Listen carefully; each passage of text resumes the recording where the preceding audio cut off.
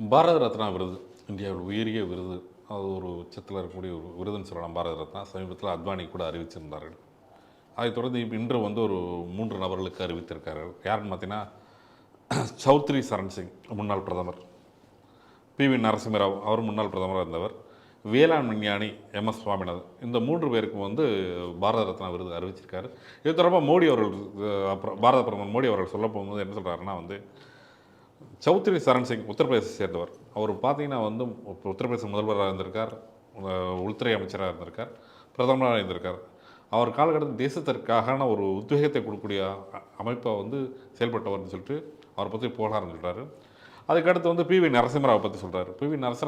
நரசிம்மராவை பற்றி சொல்லப்படும் போது என்ன சொல்கிறாருன்னா, ஒரு ஆந்திராவோட முதல்வராக இருந்திருக்கார், ஒரு மத்திய அமைச்சராக இருந்திருக்கார், அதே நேரத்தில் பாரத பிரதமராக இருந்திருக்கார். அவர் எல்லா ரோல்லையும் தனது சிறப்பு வாய்ந்த அம்சங்களில் பண்ணியிருக்கார். மேலும் நாட்டிற்காக பொருளாதார வளர்ச்சிக்கு அடித்தளம் அமைத்தவரே அவர் தான் அப்படின்னு சொல்லிட்டு புகழாரம் கொடுக்குறார். அதன் பின் வந்து தமிழகத்தை சேர்ந்த எம்.எஸ். சுவாமிநாதன். உண்மையிலே பார்த்தீங்கன்னா தமிழகத்திற்கு மிகப்பெரிய மோடி அவர்கள் புகழாரம் கொடுத்துக்கிட்டே இருக்காருன்னு சொல்லலாம். இப்போ தமிழக சுவாமிநாதன் பார்த்தீங்கன்னா வந்து இக்கட்டான சூழ்நிலை இருந்த காலகட்டத்தில் வந்து இந்தியாவோட இன்னொரு வளர்ச்சி பாதைக்கு, அது வேளாண் வளர்ச்சி பாதை கொண்டு சென்றவர் வந்து ஒரு எம்.எஸ். சுவாமிநாதன். அவருக்கு இந்த மாதிரி விருதுகள் கொடுப்பதில் வந்து மிகப்பெரிய பெருமை அடைக்கணும் அப்படின்னு சொல்லியிருக்காரு. இந்த செய்தி நீங்கள் எப்படி பார்க்குறீங்க? இந்த பாரத ரத்னா விருதுகள் அப்படிங்கிறது வந்து இன்றைக்கி பிரதமர் மோடி கொடுத்துருக்கிறது எல்லாமே பார்த்தோம்னா ஒரு மாஸ்டர் ஸ்ட்ரோக் அப்படின்னு சொல்லணும், மோடியோட ஒரு இது அப்படின்னு சொல்லிட்டு. இப்போ 3 பேருக்கு கொடுத்துருக்காங்க. இந்த 3 பேர் இதையும் நம்ம வந்து 3 விதமாக நம்ம வந்து பார்க்கலாம். இந்த எப்படி பார்த்தாலுமே இந்த பாரத ரத்னா விருதுகள் இவை எல்லாமே வந்து இதற்கு பின்னாடி வந்து ஏதோ ஒரு பொலிட்டிக்கல் விஷயங்கள் இருக்கத்தான் இருக்குது அப்படிங்கிறத நம்ம வந்து பார்க்கணும்.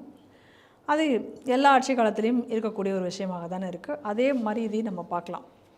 முதல்ல வந்து கர்பூரி தாக்கூர் அவருக்கு கொடுத்தது மூலமாக இப்போ என்ன பண்ணிட்டாங்க அப்படின்னு சொன்னால் பீகாரை இப்போ வின் பண்ணிட்டாங்க. எப்படி பாருங்கள், இப்போ கூட்டணி வந்து இப்போ பிஜேபி கையில் வந்தாச்சு மீண்டும்.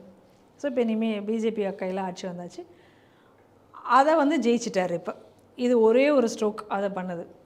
அதுக்கு அடுத்து இவங்க என்ன பண்ணாங்க, காங்கிரஸ்காரங்க எப்படியாவது வந்து, ஏன்னா காங்கிரஸ்காரங்க நம்ம பல நியூஸ்களை நம்ம பார்த்த பிறகு எப்பயுமே ஜாதி அரசியல் ஒரு பிரிவினைவாத அரசியலே செய்து கொண்டிருக்கக்கூடிய ஒரு காங்கிரஸ் ஜாட் மக்களை வந்து நம்ம பிஜேபிக்கு எதிராக திருப்பி விட்டு இதை வந்து ஒரு வேலை இவர்கள் தொடர்ந்து செய்து கொண்டிருந்தார்கள். நொய்டாலெல்லாம் அங்கங்கே போராட்டங்கள் இதெல்லாம் பண்ணிகிட்டு இருந்தாங்க. இப்போ இவர் என்ன பண்ணிட்டாரு, சௌத்ரி சரண் சிங் கொடுத்தது மூலமாக இப்போ அந்த மக்களுடைய மனங்களை ஈஸியாக வென்று விட்டார்கள். இன்னும் சொல்லப்போனால் இன்றைக்கி வந்து இந்த ஜாட்டின மக்கள் முழுக்கவே வந்து பிஜேபிக்கு முழு ஆதரவு, உங்களுக்கு தான் நாங்கள் முழு ஆதரவு தெரிவிக்கிறோம் அப்படிங்கக்கூடியதை சொல்லிட்டாங்க. இன்னும் சொல்லப்போனால் வெஸ்ட் பெங்கால், மத்திய பிரதேஷ், ஹரியானா இந்த மாநிலங்கள் இருக்கக்கூடிய இந்த ஜாட் இருக்கக்கூடிய மக்கள் எல்லாருடைய ஓட்டுக்களையும் ஒரு மாதிரி செக்யூர் பண்ணிட்டார் இதில் மூலமாக. இன்னும் சொல்லப்போனால் சமாஜ்வாடி கட்சி இன்றைக்கி வந்து கூட்டணியை இழந்து போகக்கூடிய ஒரு நிலையும் கூட இன்றைக்கி இந்த ஒரு ஸ்ட்ரோக்கில் முடிச்சிட்டார். அடுத்ததாக இவர் வந்து யாருக்கு கொடுத்துருக்காரு அப்படின்னு சொல்லி பார்த்தோம்னா நரசிம்மராவ் அவர்களுடைய பொலிட்டிக்கல் கேரியர் அப்படிங்கிறத பார்த்தோம் அப்படின்னு சொன்னால் ஒரு மிக நீண்ட ஒரு பொலிட்டிக்கல் கேரியர் அவரோடது. இன்றைக்கி இருக்கக்கூடிய காங்கிரஸ் கட்சிக்காரர்கள் மாதிரி கிடையாது. ஒரு அடிப்படையிலிருந்து வந்த ஒரு மிகப்பெரிய ஒரு காங்கிரஸ் அவர்னு சொல்லலாம். ஏன்னா எம்எல்ஏலேருந்து தொடங்கி அவருடைய பயணம் தொடங்கி அவர் வந்து பிரதமர் மந்திரியாக வரைக்கும் இருந்திருக்கிறார் என்பதை நம்ம பார்க்குறோம். ஆனால் உண்மையிலேயே இவருக்கு வந்து காங்கிரஸ் தான் இந்த விருதை கொடுத்துருக்க வேண்டும், ஆனால் அவர்கள் கொடுக்கவில்லை. இன்றைக்கி வந்து பிரதமர் மோடி அரசாங்கம், பாஜக அரசாங்கம் தான் அவர் கொடுத்துருக்கிறது.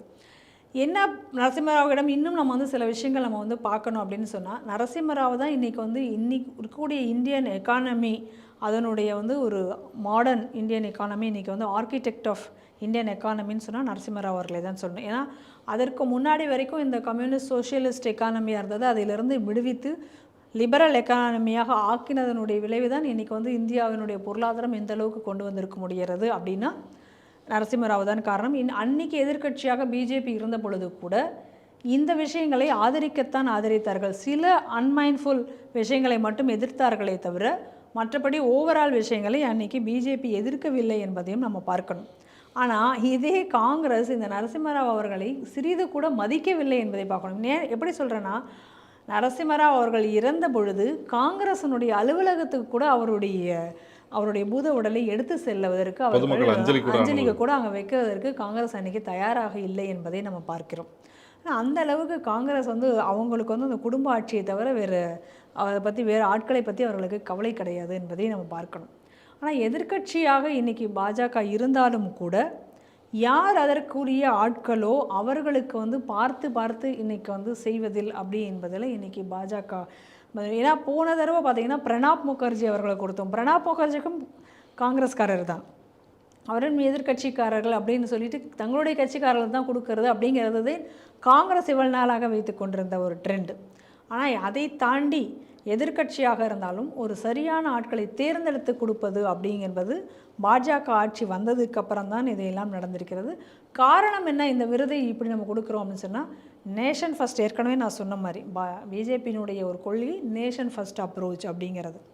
இன்னும் சொல்ல போனால் பிஆர் அம்பேத்கருக்கு கூட பாரத ரத்னா விருது எப்போ கிடைச்சது அப்படின்னு சொன்னால் அது காங்கிரஸ் ஆட்சியில் கிடைக்கல. நல்லா நம்ம பார்க்கணும். 1990 விபி சிங் ஆட்சி இருக்கும் பொழுது, பிஜேபி அலையன்ஸில் இருக்கும் பொழுது தான் பிஆர் அம்பேத்கருக்கு கூட இந்த விருது அப்படி என்பது வழங்கப்பட்டது அப்படிங்கிறத நம்ம தெளிவாக இந்த இடத்துல நம்ம பார்க்கணும். அப்போ ஒரு விருது அப்படிங்கக்கூடியது அந்த விருதுக்கு உரியவர்களை இவ்வளோ நாளாக அரசியல் ரீதியாக இருந்தாலும் கூட அந்த அரசியல் ரீதியிலும் கூட அவர்கள் என்ன பண்ணி கொண்டிருந்தாங்கன்னா தங்கள் கட்சிகளை சார்ந்து தங்களுடைய குடும்பத்தை சார்ந்து அப்படி தான் அது இருந்ததே தவிர அதை விட்டு இவர்கள், ஏன்னா இந்திரா காந்தி தனக்கு தானே கொடுத்து கொண்டார், அதான் நீங்கள் பார்க்கணும். ஆனால் அதை தாண்டி வெளியில் வந்தது இல்லை அப்படிங்கிறதையும் நம்ம பார்க்குறோம். ஆனால் அதையும் தாண்டி இன்றைக்கி வந்து அதற்கு ஒரு அரசியல் கண்ணோட்டம் இருந்தாலும் கூட அதில் வந்து இன்றைக்கி வந்து ஒரு அதே நேரத்தில் அதுக்குரிய தகுதி அந்த நாட்டிற்கு அவர்கள் என்ன செய்திருக்கிறார்கள் என்கக்கூடிய விஷயத்தையும் கலந்து பார்த்து தான் இன்றைக்கி இந்த விருதுகளை இன்றைக்கி கொடுத்துருக்கிறார்கள் என்பதை பார்க்குறோம். இன்னொரு விஷயம் என்ன பார்த்தீங்கன்னா, நரசிம்மராவுக்கு வழங்கப்பட்டது மூலமாக இன்னொரு பாயிண்ட்டையும் நம்ம பார்க்கணும். தெலுங்கு தேச மாநிலங்களில் வந்து இதற்குரிய ஒரு இது இருக்கும். ஏன்னா இன்றைக்கி அந்த மாநிலத்தை சார்ந்த ஒருத்தருக்கும் கூட இன்றைக்கி அந்த விருதை வழங்கி அந்த மாநிலத்தையும் இன்றைக்கி அவர் வந்து கவர் பண்ணியிருக்கார். அந்த மாநிலத்தில் உள்ள மக்கள் மீதும் ஒரு குட் புக்ஸில் இன்றைக்கி வந்து இந்த கட்சியானது வருவதற்கு ஒரு விஷயத்தை இன்றைக்கி அவர் வந்து செய்திருக்கிறார். அடுத்ததாக மூன்றாவதாக கொடுக்கப்பட்டிருக்கிறது வந்து சாமிநாதன் அவர்களுக்கு கொடுத்திருக்கிறார்கள். அவர் மிகப்பெரிய ஒரு வேளாண் விஞ்ஞானி. அவரோட முக்கியமான விஷயம் என்ன அப்படின்னு சொல்லி பார்த்தோம் அப்படின்னு சொன்னால், அன்னைக்கு இந்த உணவு க்ரீன் ரெவல்யூஷன் அப்படிங்கிறத வந்து அன்றைக்கி அவர் கொண்டு வரலை அப்படின்னு சொன்னால் இந்தியா மிகப்பெரிய அளவில் உணவு பஞ்சத்தை சந்தித்திருக்கும். மக்கள் மிகப்பெரிய அளவில் கஷ்டப்பட்டிருப்பாங்க. அதை இன்றைக்கி உணவு பஞ்சம் இல்லாமல் இந்த அளவுக்கு இன்றைக்கி வந்து ஒரு இன்றைக்கி உணவு தானியங்கள் இங்கே இருக்குது விளைகிறதுனா அதற்கு வந்து எம்.எஸ். சுவாமிநாதன் அவர்களுடைய பணி அப்படிங்கிறது மிக இதுவான பணி. அதனால் இன்றைக்கி அவருக்கு அந்த விருதை கொடுத்திருக்கிறார்கள். மிக நீண்ட நாட்களுக்கு பிறகு ஒரு அறிவியல் துறையில் உள்ள ஒரு விஞ்ஞானி அந்த மாதிரி ஒரு ஆட்களுக்கு கொடுக்கப்பட்டிருக்கிறது அப்படிங்கிறத நம்ம இதில் பார்க்கணும்.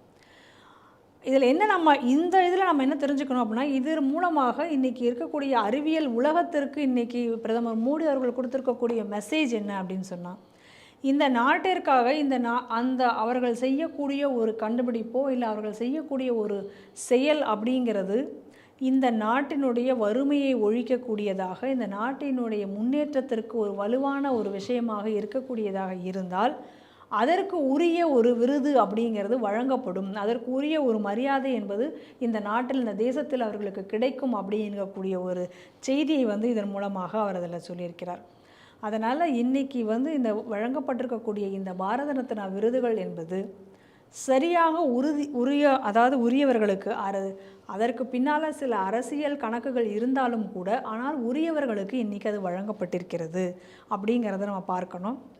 அப்போ இன்றைக்கி அந்த விருது என்பது தகுதியானவர்களுக்கு மட்டுமே இன்றைக்கி வழங்கப்பட்டிருக்கிறது அப்படிங்கிறத நம்ம பார்க்குறோம். இவ்வளோ நாள் காங்கிரஸ் ஆட்சியில் வழங்கப்பட்ட விருதுகள் எல்லாமே அவர்களுக்கு உரியவர்களுக்கு அவங்களுடைய அரசியலுக்கு ஆதாயமானவர்களுக்கு மட்டும்தான் இன்றைக்கி வழங்கப்பட்டிருக்கு. அதை தாண்டி யாருக்கும் சில இன்னும் சொல்லப்போனால் காங்கிரஸ் கட்சியை சேர்ந்தவர்களுக்கே கூட அந்த கட்சி எதுவும் கௌரவிக்கவில்லை என்பதையும் நம்ம பார்த்துக்கணும். அந்த கட்சி எதிர்கட்சி தான் இருந்தாலும் கூட அவர்கள் இந்த நாட்டிற்காக செய்தக்கூடிய அந்த தியாகத்தையும் அவர்கள் அதற்காக செய்ததையும் உரிய மரியாதையோடு அவர்களுக்கும் இன்றைக்கி வந்து கௌரவித்திருக்கிறது இந்த பாஜக அரசு என்பதையும் இந்த செய்தியில் நம்ம பார்த்து தெரிந்து கொள்ள வேண்டிய விஷயம்.